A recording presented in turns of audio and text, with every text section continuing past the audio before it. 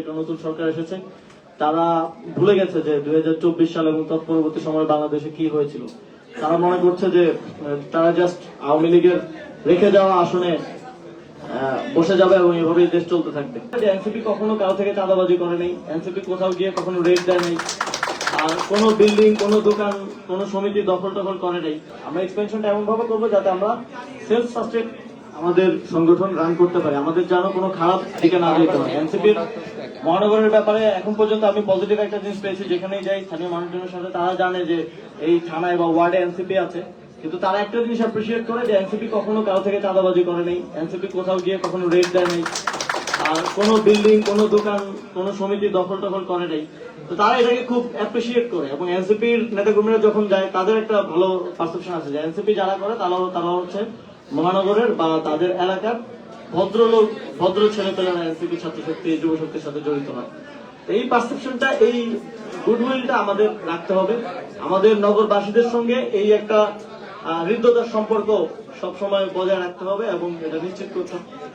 এর বাইরে আমাদের এখন অনেকগুলো জাতীয় সংকট আছে সামনের দিনে, এবং আমরা দেখেছি সবসময় বাংলাদেশের জাতীয় সংকটে ঢাকা মহানগর এবং ঢাকা শহর খুব গুরুত্বপূর্ণ ভূমিকা পালন করেছে।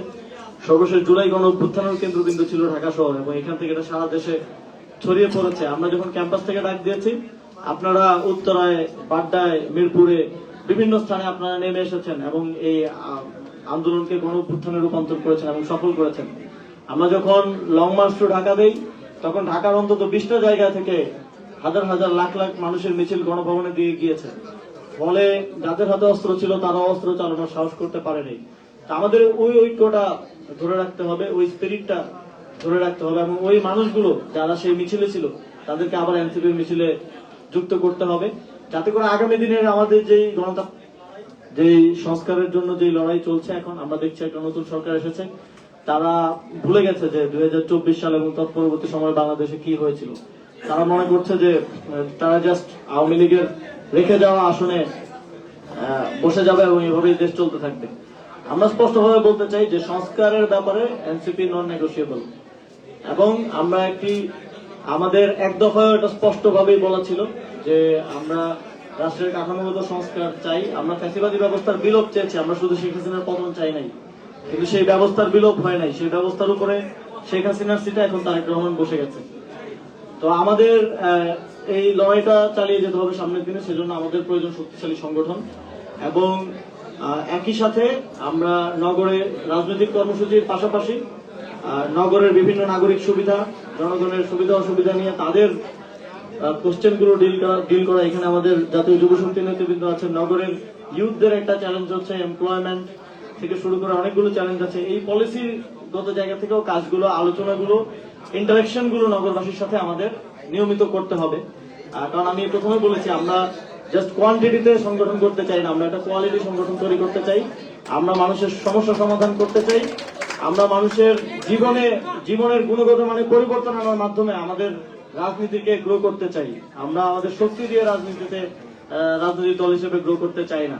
সেটাই হবে আসল পরিবর্তন। এবং আমরা ইতিমধ্যেই আপনারা দেখেছেন যে ঢাকা মহানগর দক্ষিণে আমি বলেছি যে আমরা ময়লার বিল মৌকুফ করে দিব। অনেকে প্রশ্ন করেছে, অনেকে বটটে এসে কমেন্ট করেছে যে ময়লার বিল কি আমি দিব না আমার বাপ দিবে, এরকম।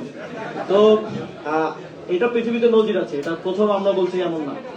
ইভেন ওয়েস্ট একটা রিসোর্স, এবং এই ওয়েস্ট প্রপারলি ম্যানেজমেন্ট করতে পারলে সিটি কর্পোরেশন, 2টা সিটি কর্পোরেশন মিলিয়ে 1000 কোটি টাকা ইয়ারলি প্রফিট করা পসিবল এটা থেকে। হাউস হোল্ড থেকে 100 টাকা করে নেওয়ার তো আমার প্রয়োজন নাই, বরং আমি হাউস হোল্ডকে আরো টাকা দিতে পারবো যদি প্রপার ম্যানেজমেন্ট করা যায়। তো এটার মডেল পৃথিবীতে আছে। আমরা বাংলাদেশের জন্য লোকালি সাস্টেনেবল একটা মডেল তৈরি করব, এবং এটা আমাদের মহানগর উত্তর এবং দক্ষিণের উভয়ের ইশতেহারে এটা থাকবে ইনশাআল্লাহ। এবং শুধু এটা না, বাংলাদেশে স্থানীয় সরকার আইডিয়ালি পৃথিবীতে যেভাবে এম্পাওয়ার্ড, যেমন পৃথিবীর বিভিন্ন জায়গায় লোকাল গভর্নমেন্টের আন্ডারে কিন্তু ওয়াটার ম্যানেজমেন্ট থাকে, লোকাল গভর্নমেন্টের আন্ডারে এই যে ওয়েস্ট ম্যানেজমেন্ট থাকে, এর বাইরেও ইউটিলিটিস, বিদ্যুৎ থেকে শুরু করে সবকিছু লোকাল গভর্নমেন্টের আন্ডারে থাকে। কিন্তু বাংলাদেশে লোকাল গভর্নমেন্ট আসলে না, এটা আমাদের বর্তমান বাস্তবতা। তো ইউটিলিটিস গুলো যদি লোকাল গভর্নমেন্টের সাথে সামনের দিনে কোঅর্ডিনেশনটা করে, আর যদি আমরা সুযোগ পাই, সেক্ষেত্রে শুধু ময়লার বিল একটা ছোট জিনিস, পানির বিল, বিদ্যুৎ বিলও ফ্রি করে দেওয়া পসিবল। কিন্তু সেটা বাংলাদেশের প্রেক্ষাপটে একটু কঠিন, কারণ এটা বিদ্যুৎ থাকে বিদ্যুৎ মানে জ্বালানি মন্ত্রণালয়ের অধীনে, আর পানি থাকে ওয়াসা, যেটা আসলে লোকাল গভর্নমেন্টের সাথে সেভাবে সমন্বয় বা অথরিটি নাই।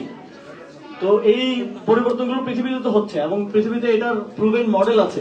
এটা এমন না যে আমরা, এটা জাস্ট আমাদের অযোগ্যতা জাতিগত ভাবে যে আমরা আজ পর্যন্ত এটা করতে পারিনি। যারা দায়িত্ব ছিল তাদের দূরদর্শিতার অভাব, এবং তাদের হচ্ছে অন্যান্য জিনিসে মানে যারা লোকাল গভর্নমেন্টে আছে সে হাত নিয়ে পড়ে থাকে, সে এটা চিন্তা করে না যে জনগণকে কি দিব। ফলে এই পিপল ওয়েলফেয়ারের যে কাজগুলো সেটা সম্ভব হয় নাই ইতিপূর্বে। আমরা 50 বছর সেখানে যেতে পারিনি। তবে এখন একটা পজিটিভ জিনিস হচ্ছে, তরুণরা নেতৃত্বে এসেছে বাংলাদেশে। তরুণরা ইতিপূর্বেও পরিবর্তন করে দেখিয়েছে যখন তারা দায়িত্ব ছিল, তারা ভবিষ্যতেও পরিবর্তন করার সক্ষমতা তাদের আছে, এবং গ্লোবালাইজেশনের মাধ্যমে তারা পৃথিবীর সাথে খুব বেশি ভালোভাবে কানেক্টেড। সুতরাং পৃথিবী এগিয়ে যাবে, বাংলাদেশ পিছিয়ে থাকবে, এটা সম্ভব না এই তরুণদের নেতৃত্বের সময়। এবং শুধু আমাদের না, অন্যান্য পার্টি থেকেও আমরা দেখছি তরুণদেরকে প্রার্থী করা হচ্ছে।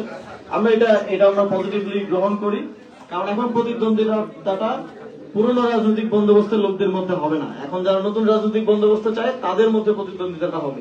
তো দিন শেষে অন্য পার্টি থেকে তরুণদেরকে দিলেও রাজনীতিটা এনসিপি রাজনীতি হচ্ছে। এনসিপি যে রাজনীতির কথা গণভ্যুত্থানের সময় থেকে, গণভ্যুত্থানের পর থেকে বলে আসছে, দেখা যাচ্ছে। তো সেটার জন্য সবচেয়ে গুরুত্বপূর্ণ এলিমেন্ট, সবচেয়ে গুরুত্বপূর্ণ প্রভাবক হচ্ছেন আপনারা, ঢাকা মহানগর উত্তর এবং জাতীয় নেতা কর্মী আছেন থানা এবং ওয়ার্ড পর্যায়ে। কারণ এই সবকিছু বাস্তবায়ন হবে আপনাদের হাত ধরে। নেতৃত্ব পলিসিটা দিবে, কিন্তু সেটার বাস্তবায়নটা আপনাদের হাত ধরে। আপনাদের গুডউইল, আপনাদের নগরের প্রতি কমিটমেন্টের জায়গা থেকে তৈরি হবে, এবং আপনাদেরও নগরের সাথে একটা যোগাযোগ সম্পর্ক তৈরি হবে। এখানে তো শুধু মেয়র একটা জিনিস না, এখানে কাউন্সিলরও আছে, এবং কাউন্সিলরের বাইরেও পাড়ায় পাড়ায় মহল্লায় মহল্লায় লোকাল লিডার আছে। সেটা আপনাদেরকে হয়ে উঠতে হবে, এবং আপনারা সেটা সমস্ত যোগ্যতা আপনাদের আছে, এটা আমি বিশ্বাস করি। এভাবেই জাতীয় নাগরিক পার্টি আগামী দিনে বাংলাদেশের জনগণের জন্য ইনোভেটেবল একটা পার্টি হিসেবে তৈরি হবে, এবং এমন একদিন আসবে যখন বাংলাদেশের মানুষ জাতীয় নাগরিক পার্টিকে ক্ষমতায় আনাটা এই দেশের মানুষের জন্য একটা নতুন গণ আন্দোলনের রূপ নেবে ইনশাল্লাহ। তো সেই লড়াইটাতে আপনারা সবাই আমাদের সাথে, আমরা একসাথে এই লড়াইটা করবো, এই প্রত্যাশা ব্যক্ত করে এবং আপনাদের আজকের এই কর্মশালার সাফল্য কামনা করে আমার বক্তব্য শেষ করছি। আসসালামু আলাইকুম।